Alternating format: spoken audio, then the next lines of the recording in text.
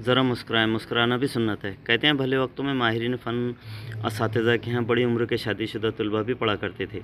इसी तरह एक उस्ताद के पास एक तालिब इल्म ज़ेर तालीम थे। उस्ताद की 2 शादियाँ थीं और तालिब इल्म की एक उस्ताद रोज़ तालिब इल्म से कहता, एक शादी में क्या मज़ा, असल मज़ा तो दूसरी शादी में है। शागिर्द सुन-सुन कर आखिर दूसरी शादी पर आमादा हो गया। दूसरी शादी वाले दिन ही दोस्तों में कुछ देर हुई, नई दुल्हन के दर पर पहुँचा तो दरवाज़ा बंद खटखटाया, जवाब मिला, जाओ उसी चुड़ैल के पास जिसके पास अब तक बैठे थे। यहाँ तो पानीपत की लड़ाई छिड़ने को थी। समझाने की कोशिश की कि भली मानस दोस्तों के पास था, पर बीवी का शक कैसे निकले, इसके इलाज से तो हकीम लुकमान भी आजिज़ ठहरे।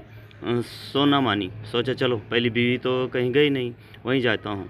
आखिर जाड़ी की रात भी तो गुजारनी है। वहाँ गया, वो दरवाज़ा भी बंद खटखटाया, जवाब मिला, जो नई ब्याह कर लाए हो वहीं जा मरो, अब यहाँ क्या लेने आए हो। मन्नत समाजत की कि वो भी दरवाज़ा नहीं खोल रही है। ये और शेर हो गई कि मुझे क्या पड़ी है दरवाज़ा खोलने की। सोचा चले मस्जिद चलते हैं कि दर बदरों का ठिकाना वही है। कोई दरी या सफ़ लपेट कर रात की सर्दी का मुकाबला तो करें। अफ्ताह व ख़ैज़ा मस्जिद पहुँचे। लाइट का दौर नहीं था, दिया जलाने की ज़रूरत नहीं थी। अंधेरे में सबको हाथ डाला तो कुछ नरम नरम चीज़ महसूस हुई। धीरे में उस्ताद जी की आवाज़ बुलंद हुई, आखिर आ ही गए हो। रोज़ मैं यहाँ अकेला होता था, सोचा चले 2 तो हुआ करेंगे।